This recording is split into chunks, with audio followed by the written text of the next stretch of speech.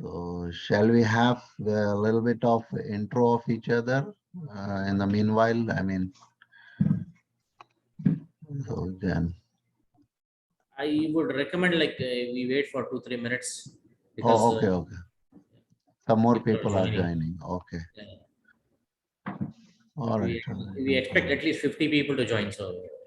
Okay, good, mashallah.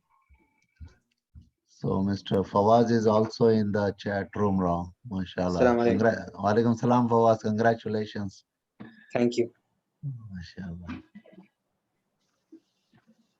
Are you fasting? No, it's after Tarawih time. Yeah. Well, I mean, during Ramadan, do you fast? Yeah, alhamdulillah. Yes. Mashallah, good to know that.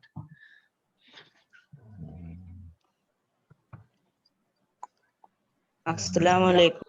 Wa alaikum assalam wa rahmatullahi wa barakatuh. Wa alaikum assalam wa rahmatullahi wa barakatuh.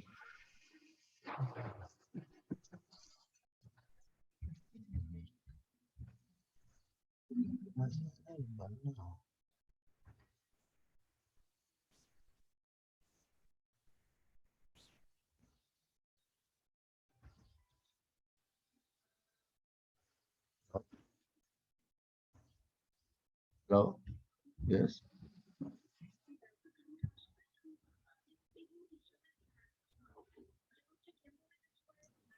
We will wait another 5 minutes because people were calling me as they were not able to log in. So now that slowly getting in. So we'll wait another 5 minutes. Okay, no problem. I will wait. Assalamu alaikum. Wa alaikum assalam wa rahmatullahi wa barakatuh. Wa alaikum assalam. Hello. It's late that.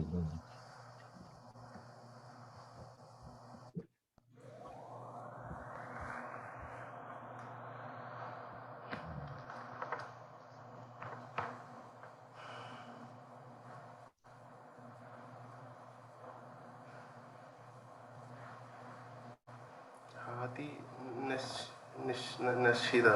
Amrutya.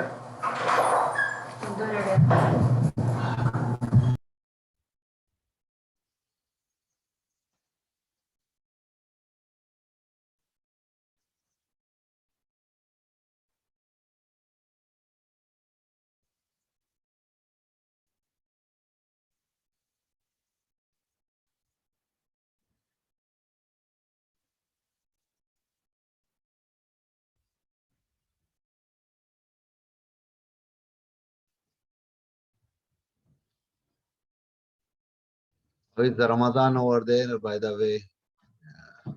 Inshallah. I hope everyone must have done their Umrah in this Ramadan without any difficulty.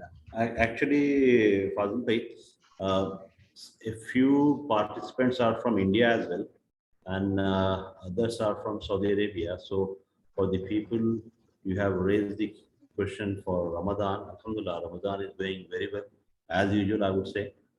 And most of us have already performed Umrah. May Allah accept it. May Allah accept it. Ameen. Yeah, Any some of the- people must have joined from India, I guess. Yeah. Many of them. are joining. Yeah. Good. But I think it will be difficult for them because 1 to 2 is a very tough time. Yeah. Yes. This is why I'm going to start very quickly and try to wind up quickly, inshallah. Yeah. Once they get in, I think inshallah, there's no problem because anyhow they'll be waking up for Salah. Assalamu alaikum. Wa alaikum assalam wa rahmatullahi wa barakatuh. Yeah. How are you? Was it just there? Just started joining. Can we wait for 5 minutes? Yeah. I already told him. We'll wait. Yes. I'm waiting. No worries. How are you, Mr. Fazil? Alhamdulillah, I'm good. How about yourself? Alhamdulillah, tamam, yeah. Inshallah.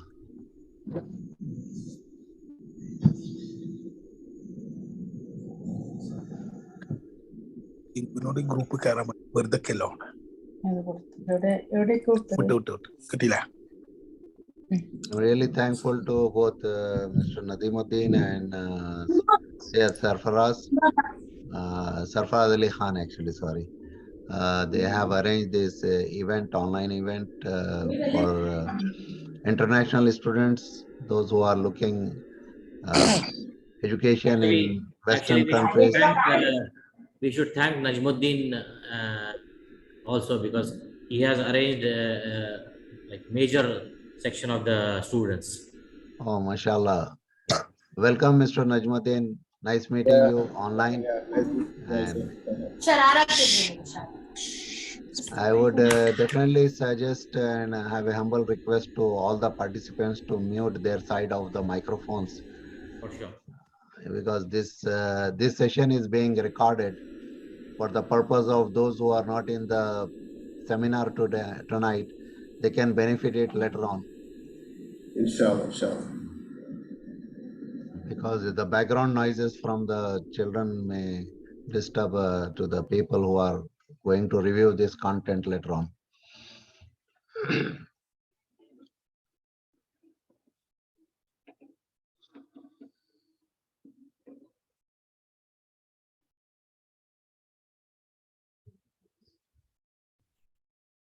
Right now we have about 27 participants. So Yeah. how many more are expected? We are around like 60 there. So another 4 or 5 minutes, and then 4 minutes we can start. Okay, that's no issues at all. Yeah, that would be okay. You can start up.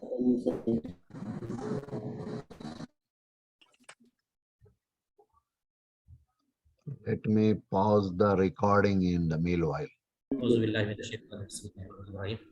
Thank you all for joining this session. I would like to introduce Mr. Professor Mohammed Fazil Ali. He has done his bachelor's in engineering from Osman University, and then a master's degree, Master of Engineering from Patterson University, University, and then master's degree in computer networks from Cisco Network Academy. And he has been teaching in Fanshawe College, Humber College, Sentinel College, Canadian College of Business and Science and Technology. And he has been an ex-lecturer, researcher, and career advisor at King Abdulaziz University. Currently, he is a professor and program lead and career counselor at St. Clair's College, Ace Acum campus. So I will hand it over to you, Mr. Fazil. We have got a mixed bag wherein there are students who are like completing 12th and who have completed 12th, and there are some who have already completed their engineering and graduation, and few have done their masters. So the stage is yours. I hand over the mic to you. Thank you so much, Nazim. Really appreciate it. Bismillah ar-Rahman ar-Rahim. Assalamu alaikum to everyone. Tonight we are going to have educational seminar. The very purpose of this seminar is to have a awareness of educational opportunities in Canada, and this is happening over the Zoom platform, and our target audience are mostly in Jeddah, Saudi Arabia, as well as other cities in Saudi Arabia, as well as some audience must have joined from India, from various parts of India. I'm not too sure, but definitely a lot of people coming from India as well as Saudi Arabia. So my brief intro is I did my, as Nadeem introduced already, my bachelor's from India and master's from Canada. And then I used to work for a very big telecom company in Canada, which is Rogers Wireless. And then I decided to move to Saudi Arabia, and I got an opportunity to start my career as a lecturer in King Abdulaziz University back in 2010. And since then, I switched from industry to academia. And I had started a computer consulting firm called Fair Computers Corporation back in 2003, and which I registered in Ontario province in Canada. Later on, when I returned back from Saudi Arabia, I feel like it is very important to help others as well. So I have added a new division in my company called Fairview Educational Company under the umbrella of Fair Computers Corporation. And from that company, I started giving the guidance and counseling and assistance to a lot of international students and other people who are looking for visitors visas, immigration help, and any kind of things which are related to visa related matters. So we have done a lot of successful cases, and recently Nadimson got a visa, the study permit, and he's heading to Canada very soon, inshallah. And I have like you have seen my profile briefly, like over 12 years of teaching and academic experience and research experience, and almost 5 years of immigration consultation. So first of all, we have to know what is the Canadian education is all about and how to understand the Canadian education system. Briefly, I'm going to put a little bit light over on the system and structure of education in our country, which is we have elementary education and middle school education and high school education. This is for the the students below 18 years. This is a whole bunch of things. So we have mostly public schools which are administered and managed and operated by the local uh, municipal corporations or local governments, um, as well as we have private schools and private school, and as well as we have Catholic school board as well in Canada. So these school boards operated at the municipality level as well as regional level. So they have their own curriculum and they have their own way of managing a school network.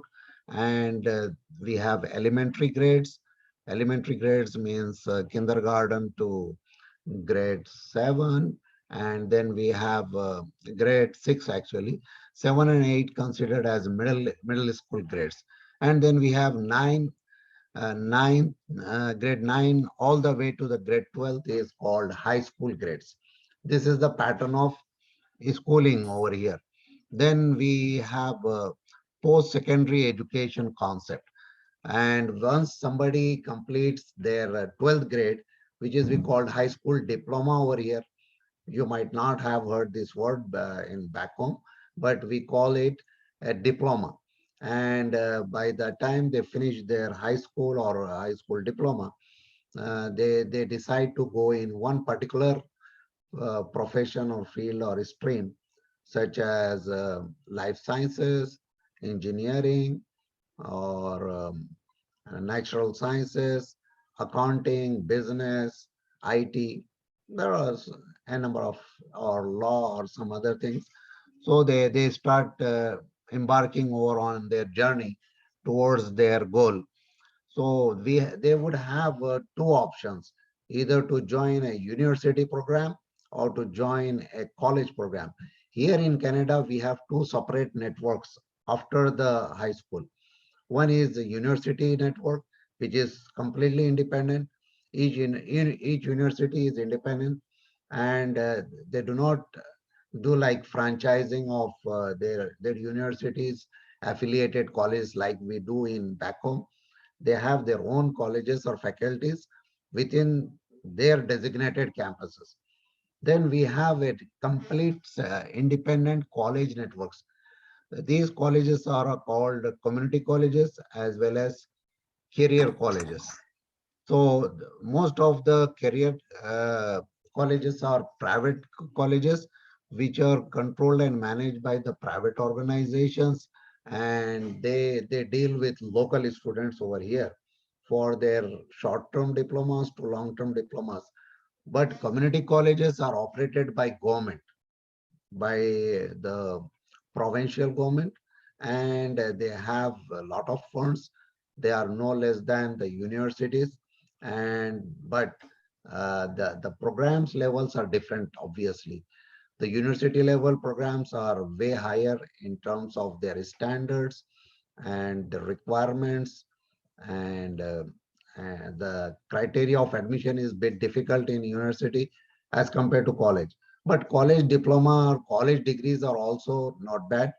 So many people, those who cannot get their spot in the university, they go to the college, and sometime after attending few years in college, they can switch back to the university. We have a lot of flexibility in our education system over here. This we have to understand. Universities are allowed to offer bachelor's degree program, master's degree program, and PhD programs, whereas the colleges can offer diplomas, PG diplomas, and bachelor's degree. They are not entitled to offer master's degree program. This is what you have to be very clear all about. The thing is like University of Toronto, Ryerson University, or McMaster, Waterloo, McGill, University of Ottawa, University of Windsor, and Western University. All these are called universities. So universities are different and colleges are different, completely different. Centennial College, Seneca College, St. Clair College, Lambton College, and Humber College. These colleges are having their separate identity and entity, and universities have separate identity. So this is a very important thing to understand before you making any plan about Canada. And you have to understand the differences of program and differences of the degrees and diplomas as well. And colleges are also offer fast track diploma, which are of only 2 semesters. And some college and even some universities offer a lot of certificate programs, short-term certificates, 4 weeks, 6 weeks, 8 weeks, 9 weeks certificate programs, which could be part-time as well. So this is the structure which I wanted to elaborate in front of you, and you should have a concept of education in Canadian context. And then I would take you to a little bit of overview of Indian education system. We have in India something called primary school or middle school, high school, plus two, intermediate, pre-university certificate program and all. These are all goes from kindergarten, KG to 12th in different forms and different states. So there is a CBSE board and there is a state boards as well, like Karnataka and Kerala and Andhra and Telangana and Maharashtra. They have their own local, boards for these things to manage and administer. And one more important thing over there, these boards, they administer 10th grade separately and 12th grade separately. 11th and 12th separate, managed by intermediate board. And the 10th grade is being administered by secondary school board. They call it secondary, but actually here in Canadian context, secondary means the 12th grade. So these are the things. And in India, we have something called polytechnic. Here, polytechnic is something after 12th grade. This is a big difference over here. In India, after 10th grade, they go to the polytechnic colleges. Here, the polytechnic colleges never accept anybody before 12th grade. And polytechnic college such as Conestoga, which is a polytechnic college, they offer 1 year, 2 year, 3 years, and 4 year programs. And in India, there is something called MBBS and dentistry programs, which are well known. And here in Canada, 99% students, they go to the medical program after 4 years of pre-med. Pre-med means a regular science degree in which they have to complete all the courses, and then they have to do the MCAT exam, medical admission test. So these are the differences. In India, right after 12th grade, they start their medical school. Here, no. They have to complete pre-med, then they can start their medical after so many processes and testing and screening and all. And India, there is one more important thing, something called IIT network and colleges, Indian Institute of Technology. These are very premium and they are internationally recognized and they have a lot of reputations. And they offer 4 years of engineering degree and master's degree 2 years, and PhD degrees. And they have very good recognition over here as well. So I guess you have a concept of both education system, the Indian education system and Canadian education system. Yeah. Mr. Fazil, if you can just raise the voice because it's very feeble. Oh, really? Yeah. Oh, okay. Actually, my voice volume degrades over a period after my, medical event, which you are aware of it. Yeah. So, so I'm very sorry. So, whenever I speak in the first few minutes, my voice volume may be higher, then it start going down a little bit. So, I am very sorry about that. But No I issues. would try my level best to increase my volume, but there are some limitation health-wise. So, language proficiency is one of the requirement in Canada. This thing must be very much clear. Language is very, very important over here, and all the international students are expected to go for an IELTS exam, which in which they have to select for academic, not the general. There are two IELTS exams. One is academic, another one is general. General is usually the people who are applying for immigration or work permit. They are supposed to take the IELTS general, but all the students, irrespective of whether they are going for diploma, bachelor's, master's, or PhD, they would take academic. And we want at least overall 6.5 band in 4 bands. And in each band, they have to have minimum 6 level, no less than 6 level. Yeah, this must be very much clear. Yeah, as you know, there is a speaking, listening, reading, and writing. 4 separate sections are there, and we call them bands. So in each section or band, they should not score less than 6. This must be very clear. And usually the validity of the IELTS is 2 years. So whenever we submit the admission application, the minimum 6.5 band valid and with no less than 6 band. This has to be very much clear about the language proficiency is extremely important. Now, even for immigrants, they want the language proficiency, and their levels for immigration are different. And I am not going to discuss about the immigration matters right now.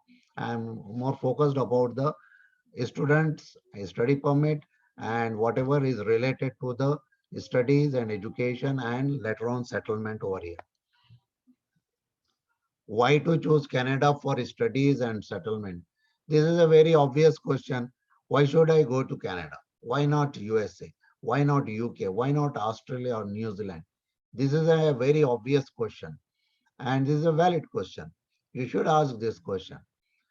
First of all, you have to know that the policies wise, Canada has very different policies than many other countries towards international students.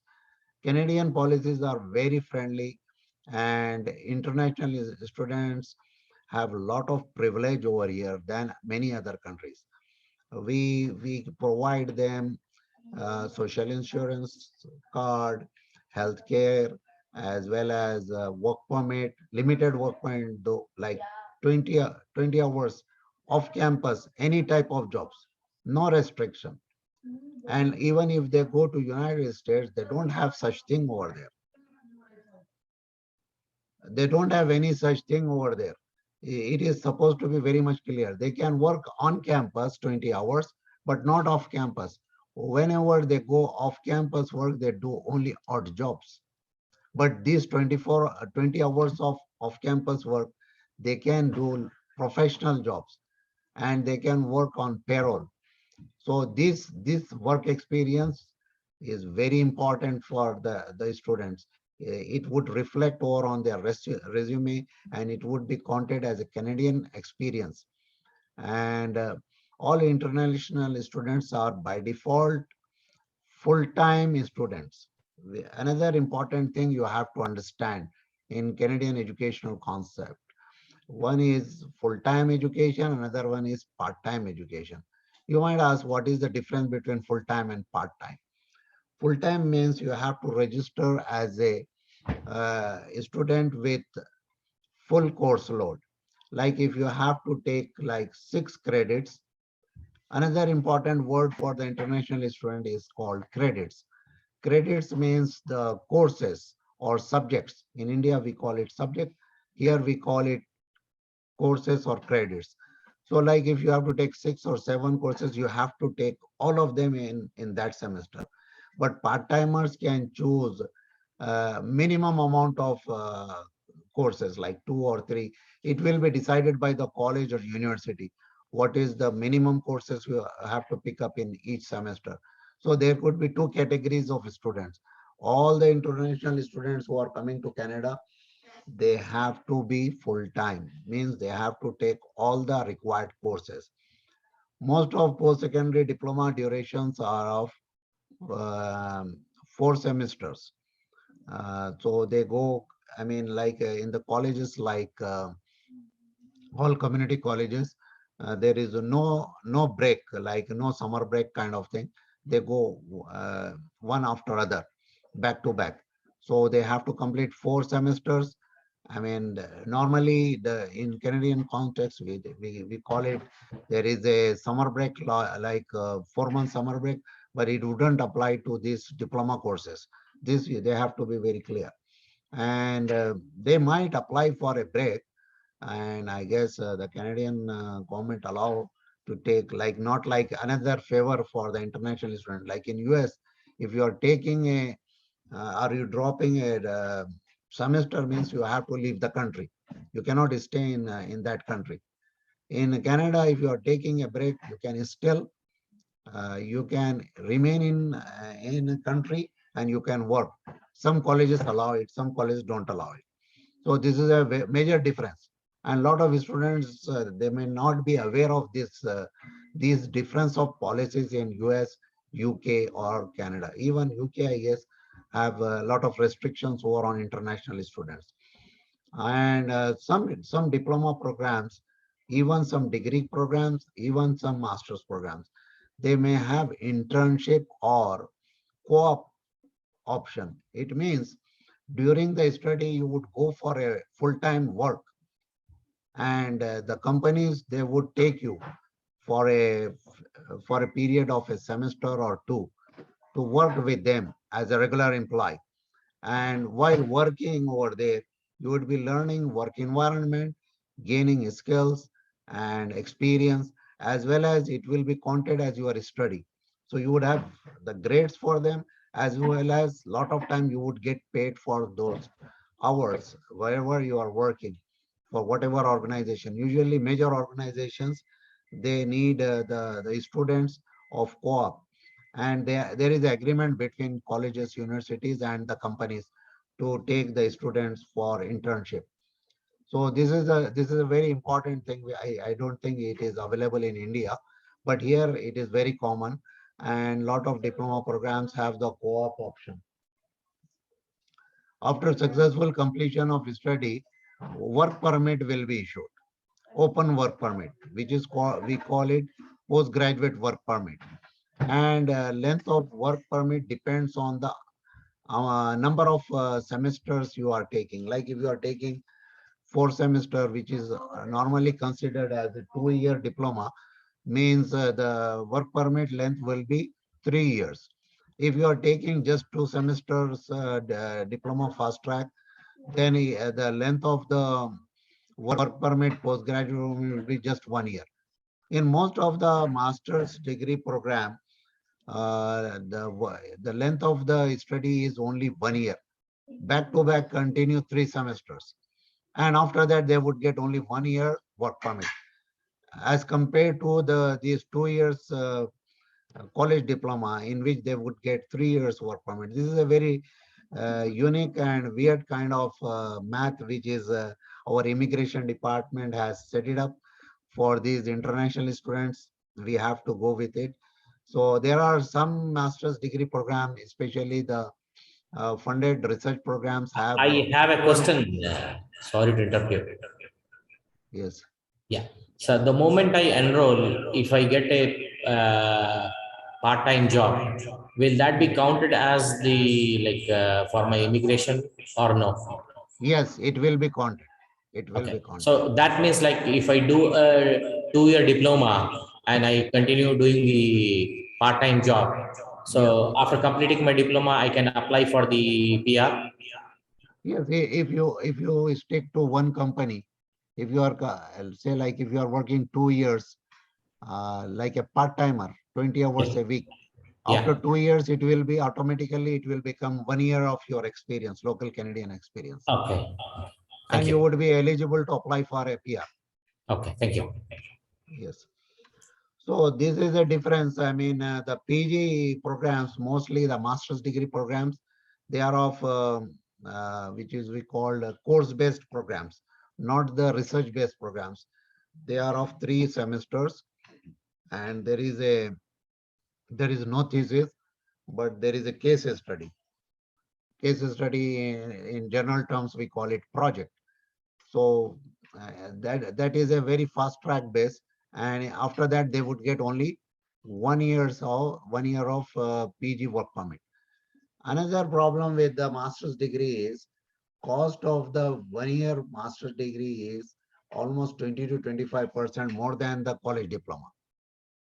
Another issue with that is the level of screening and assessments and knowledge and everything is way above the college diplomas. A lot of time international students may not cope up with the courses of the master's level degree. Like many Indian students, after completing their Bachelor of Engineering degree or BTech or whatever, they think that they would start a master's in Canada. But some students survive and some of them may not survive, because if they fail more than one course or credit in a master's, means they will be kicked off. Immediately their admission will be cancelled and they would be in a big problem. So I mean, unless and until they are very strong academic wise and they can handle and manage the exams and studies, that's fine. Of course, the master's degree is master's degree. It is not comparable with the college diplomas or bachelor's degree, and it has its own significance, but the challenges are there. So this I wanted to very elaborately explain and make it clear to everybody before making any plans, especially those who have completed Bachelor of Engineering or BTech. They must have a very clear agenda and roadmap for them. And some students are doing it and they are able to pass it and successfully completing, and they are able to make their way, and they are able to settle down in a very easy way, but some of them may not. So if you have to apply for a PR means permanent residence, which is like half citizenship of Canada. You have to be having at least 1 year of Canadian experience, which is local experience, and Canadian education. So you would gain lot of points and your category would be changed from the international applicants, and you would have a lot of chances to get the PR. Still no guarantee, but you would be a lot better than the international applicants. This is one thing. Another thing is while you are here, you would keep continue working. And even if your work permit expires, you can reapply and you would get renewed. So these are the benefits of studying in Canada. And let us look at the Canadian economy's growth. Due to a higher volume of immigrants influx in Canada, and country's economy is rapidly growing, and especially the real estate is booming like anything, and prices are you know skyrocketing, and this is no doubt it is a country of immigrants. In last 400 years, this land is being occupied and controlled and managed by immigrants, initially from Europe, then a lot of immigrants coming from Asian and African countries. So this is why we called the land of immigrants. And here the air is very clean and pollution is very less as compared to many Asian countries. And quality of education and work environment is totally different from Asia and many other countries.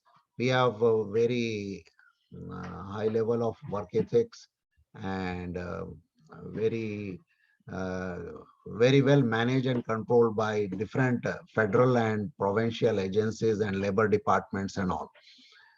So there is almost no chance of labor abuse over here. So this is, and when they go to the college or university, they would have a lot of respect and they would be participating in not just in education, but in a lot of social activities and many other activities, as well as they would be working and they would be more confident than the students of many other countries.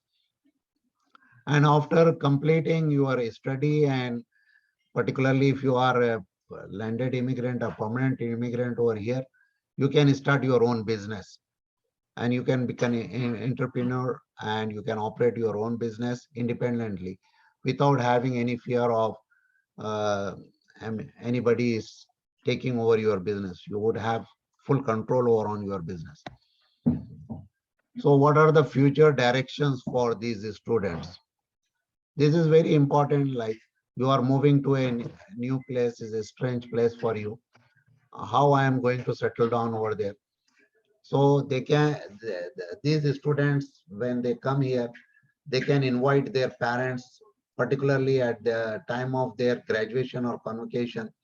They can invite their parents, and if they are married, they can bring their spouse and children with them, and they can settle down over here.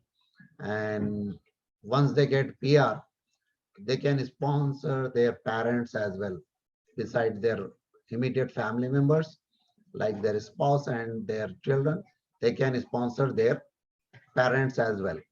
And these opportunities are not available everywhere, but the Canadian government provided all these opportunities to immigrants. Canadian citizens can work in USA. This is another very important point which they have to remember. Like, if you're going to UK, Australia, or New Zealand, you would not have this privilege to work in United States. But if you are a Canadian citizen, you have a privilege of applying for a treaty, North American treaty visa, which does not need any waiting or any processing with their immigration department. Rather, you are taking just a simple job offer letter from a US company at the border, and they will give you a 3 years visa on the spot. And you can keep renewing it, and you can convert it to H-1B later on if you want. So this is a very huge difference for being into Canada and settling down over here. And Canadians can travel to many countries, including United States, and they can go to Europe, Japan, Australia, New Zealand, and many countries without any visa. So these are the advantages. And getting the citizenship of Canada is way easier than the getting the citizenship of US, UK, Australia, and many other countries. So these things, they have to keep it in mind as a future direction. And those who are very good in study and they want to become more stronger, and they want to do something substantial in their life and career, there are a lot of opportunities of research and specialization. Almost all the universities, colleges are having their own research program, particularly universities for master's degree students and PhD students. They do funding. If you are selected for a research-based program, means you would get staff on scholarship, and you would get paid for your research work, travel expense, and everything, and you would get TA-ship. Means while you are doing your research, you would be working at the college or university to teach the other students, your juniors. So these are all the opportunities over here. And I know one of my friends, son-in-law, he was working in a very big oil company in Abu Dhabi, and he got acceptance in University of Toronto almost like 4 years back. He came here. He left the job in, Abu Dhabi. He moved here. He completed his PhD in chemical engineering. Now he got a very nice offer in California, and he moved over there. So this is a reality. So I want to encourage our future generation to think proactively, do enough research, understand each and everything, open your mind, and prepare yourself, organize yourself, and be precise in your approach. Don't waste your money, don't waste your time, and don't be like very scattered. You have to be very focused, very precise. This is all you would be able to hit your targets. So lastly, if you have any obvious questions, feel free to ask me right now.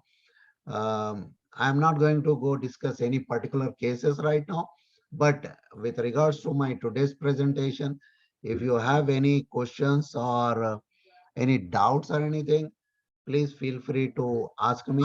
I'm here to answer your obvious questions. And I would have a humble request to all others.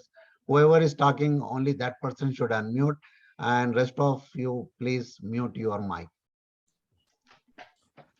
Thank you so much, Mr. Fazil, for your very extensive insight on the educational opportunities in Canada.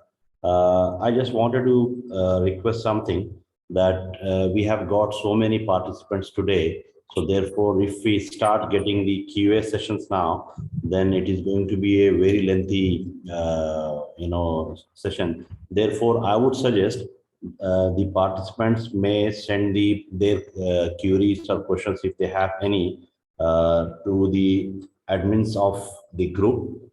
We will compile all the questions together, and we will come back to all the participants with the response.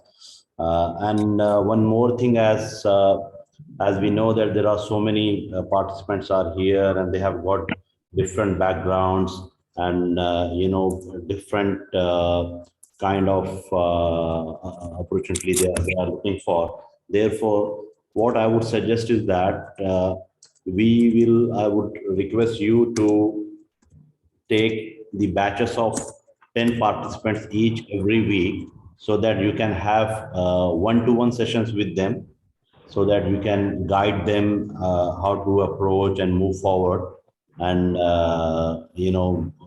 get all their queries to their full satisfaction. I have one question.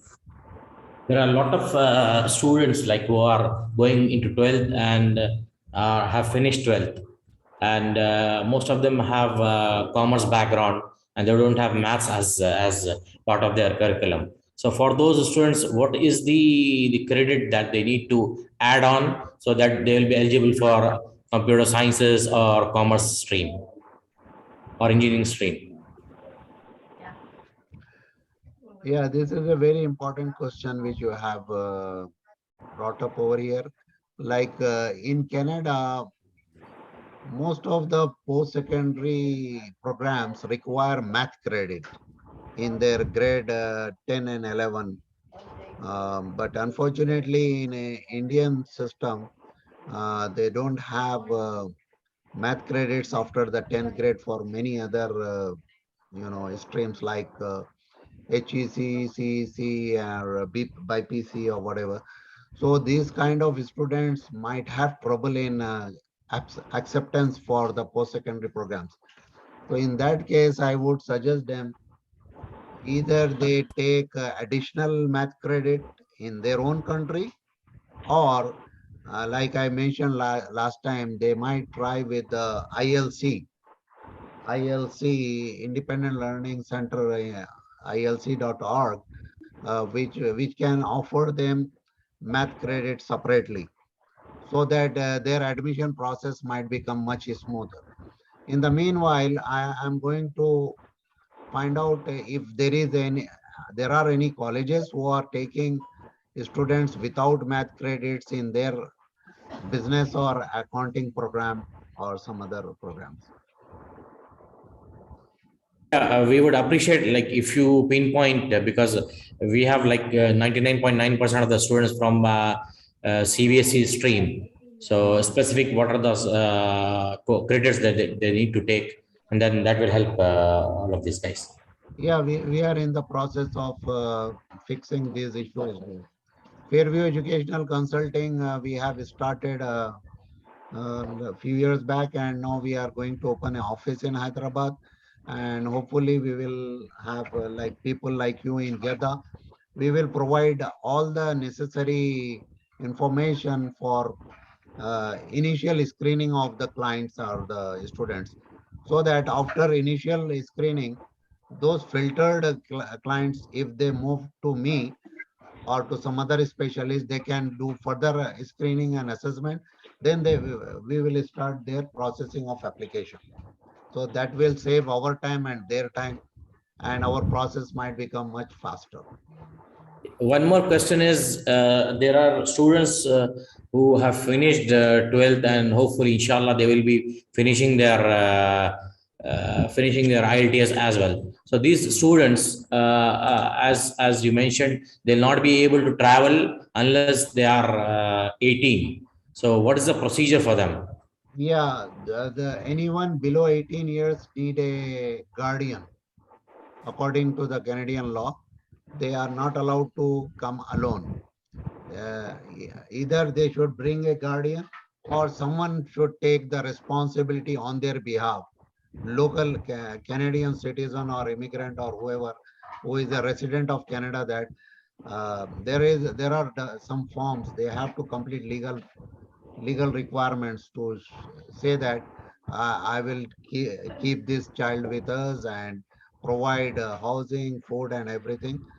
There is a very different process altogether for below 18. Another thing which I have noticed the last year is that the like for example, I'm especially referring to the North Indian consultancy that was taking the cases earlier. That is a very tedious process, and it's just not a transparent process. So going forward, will there be any arrangement from your side that the candidates who are in this forum, they will be guided through your resources? Yeah, now in the present arrangement, we are collecting all the application first. Then we Okay. will forward to our designated office in North India. Okay, yeah, that's what I'm So saying. Like first level of screening, and we will complete all the initial work. Then after finalization, after discussing with our counterpart in India, then only we will forward their applications to India. yeah, what I'm saying is instead of that agency, if somebody more approachable is appointed, that is feasible. We have another agency right here in Mississauga. Okay, okay, fine. So another And question is there from one that of. particular agency, the one you are mentioning, they are responsible for that particular college. Okay, okay. So, Yeah. if the possibility to have another one which is more approachable, that is better than that agency. Yes. Yeah. There But delays are happening everywhere. no, it's not matter like of delay. because of their No, mistake or my point being, it's not matter of delay. The point is transparency. You don't get any response, and you need to keep on chasing. That's the because issue. every year they are doing admissions of almost around 1,000 students. Okay. So this is why the way they are dealing it is not going to be like very swift response.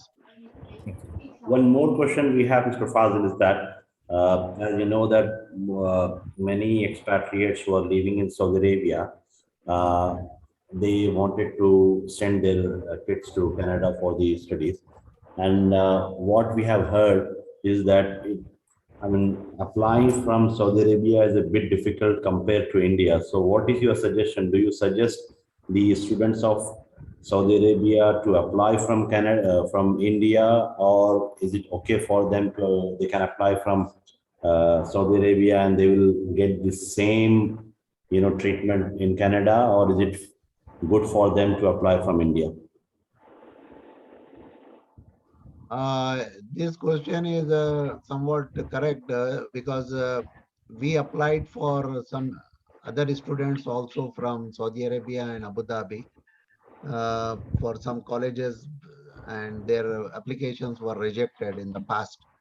And the reason was that one of his students' father, Iqama was like, I don't know, there are professions who are on the Iqama as well, because the Canadian immigrations are very particular with the NRIs who in Saudi Arabia, that their parents should have a very good job, as well as their Akama profession should be according to their job. Like if somebody is mentioning that he is a manager and his Akama is a clerk, so they think that they are just trying to cheat the Canadian government. They are not manager, rather they are clerk. They are pretending that they are manager just to get the visa. So on that basis, they just simply reject their application. There is also one instance where they have rejected the application of one student who studied in India, who has completed his bachelor's in India, but he is a resident of Saudi Arabia. He has got the Ikama. They have rejected him, citing the reason that your status in Saudi Arabia is limited, because you know that the Kamas are valid for only 1 year in Saudi Arabia. So therefore, they said that you are not residing in India and you are permanent residents in Saudi Arabia, where you have got very limited residence. Therefore, you could be a possible immigrant. So they have clearly mentioned this. So do you think that it is feasible or good for the students of Saudi Arabia to apply from India? I think they can do that as well. Yeah, what I realized that the people who are applying from India, mostly from villages, and the children of farmers, they are getting visas in big numbers. But if anyone applying from Saudi Arabia, Qatar, Dubai, their parents' history is being verified, and they are doing a lot of verifications, and uh, they are making sure that they are really good or not. But as compared to India, if they are like mechanics or farmers or villagers or whatever, they don't care. As long as they have funds and money, finish. They are giving them visa. There is difference of treatment. Obviously, I also noticed that. There's another question, like what is the pathway for MBBS in Canada? Because that was not discussed. Almost impossible. Why? Because we have, first of all, very limited number of medical seats available. And the second thing is the criteria of admission is very complicated. Even the Canadians cannot get admission in MBBS so easily. They have to do lot of work. And until last minute, no guarantee they would get a admission in a medical program. International students are not at all entertained for the medical schools, except for specializations. Those who are already done their MD or masters in India, if they are applying to Canada, they might get, on certain conditions, they have to do a lot of exams to come over here as a researcher, do like 2 3 years of research, and then they would get license. Then they can go for masters or PhD or something. Like one doctor in Saudi Arabia in Jeddah, he was in IMC. He did lot of fellowship exams and so many things, and he himself was a MD doctor from Aurangabad. He moved to Canada, and then he did 3 years of residency over here. Residency means like they have to do research and work. Then he got an offer, job offer, and now he's a Canadian citizen and working full time as a doctor. Another doctor from King Abdulaziz University, he moved to Saskatchewan.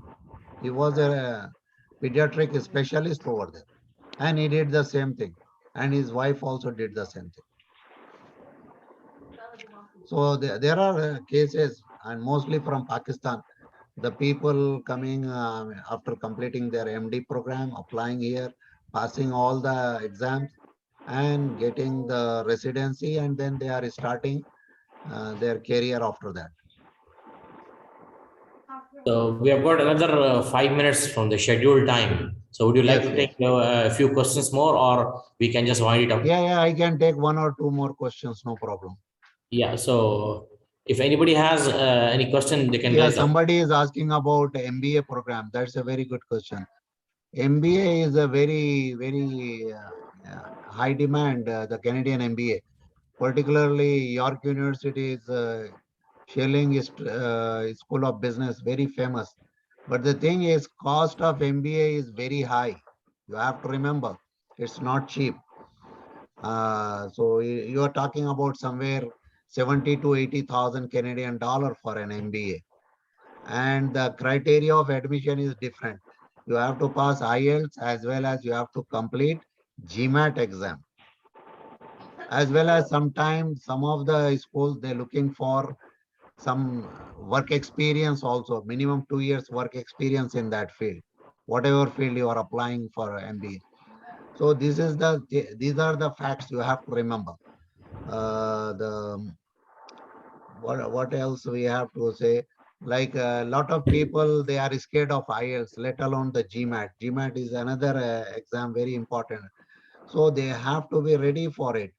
And lot of time these MBA programs, why they are in high demand, because they work parallelly with companies, and the absorption is very high after the MBA. So this is why people are, but those students who are coming on like masters or diploma programs, after completing their bachelor's over here, if they join a company, company can pay their cost of education. There is something called assistance program by the companies. Tuition cost is paid by their companies. So in that case, doing MBA would be a lot easier. Is Any that other question, clear? please? So it depends on your approach, which approach you are going to adopt. If you're going to go direct, then it is going to be a little costlier as well as difficult.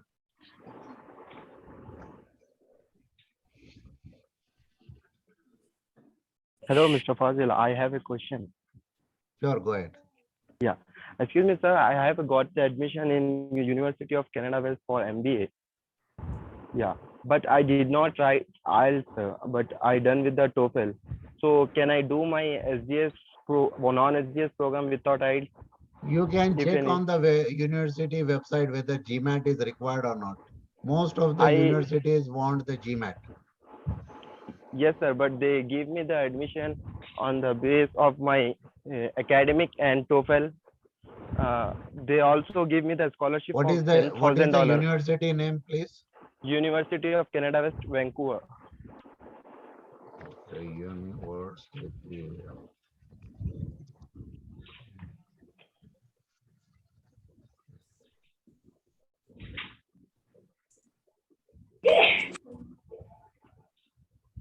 Maybe some universities might be offering such thing, but you have to be careful, like University of Canada. Canada West.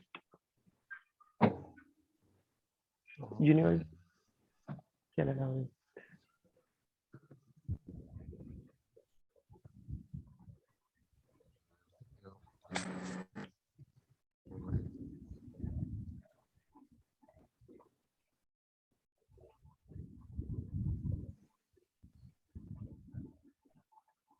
The first one, Canada West. Yes. I'm seeing it. Yeah. So,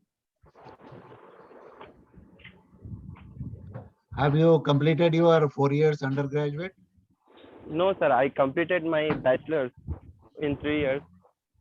So here requirement program durations are 4 years, graduate 2 years, undergrad.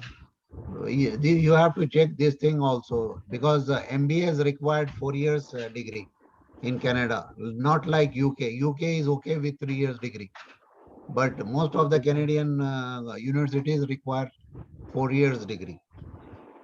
Have you Okay. got your offer letter already? Yes, sir. Yes, sir. I got Okay, my you offer can letter. book one-on-one session with me later on if Okay, sir. you need any assistance, or if you said if you have already got the offer, then you just accept and complete the tuition remittance and apply for a visa. That's it. You don't need Sir, to worry no need about of anything. IELTS, sir. IELTS, I did not write IELTS. Okay, some of the universities may go with TOEFL and some other Yeah. PT or whatever language is course. So, But sir, it most is of them, they want IELTS. Another important thing that you may get offer letter on the basis of your PT or TOEFL or some other assessment scores, but immigration may stop you, because immigration want IELTS score. What can we do then? okay. So just So, got to be little careful. After so much investment of time and money and efforts, yeah. if you do not get the visa, then everything will be null and void. Yeah, exactly. Yeah. This is why I So, always encourage people or suggest people to go for a IELTS exam. okay, sir. IELTS is not going to be rejected by the Canadian immigration, for sure. Okay, sir. Okay, sir. Thank you. I got you on one Sure, on sure, sure. Welcome. Thank you. So Any other thank you question, so please? much once again, and I really appreciate your time, especially people joining from India after midnight. It's a bit hard, and during this blessed month, you sacrifice your ibadat also. May Allah accept your ibadat, and Ameen. if you have any question, you can drop me an email or text me through WhatsApp, or contact our friends Nadeem or Sarfraz over there. And we are trying to organize the things. And more likely, I might be visiting Jeddah in a couple of months, inshallah. So we can sit down together and we can discuss your things. I can review your documents. I can give you on the spot suggestions. So thank you so much, and we will stay in touch, inshallah, directly or indirectly. Inshallah. Jazakumullah khair.